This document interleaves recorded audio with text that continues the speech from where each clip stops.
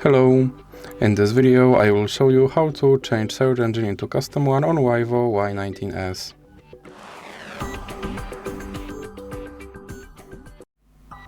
So you have to start by opening your internet browser, and then you have to go to your custom search engine website, and for this video I will use VIVO.com.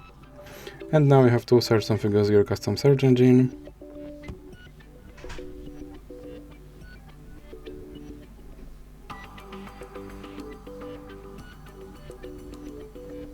Then click on the three dots icon and go to settings. Now click on search engine, and here you can choose VIVO.com, and now you can go back. And as you can see, my search engine is now changed to Yep. So that's it for this video. If you liked it, please remember to leave like and subscribe.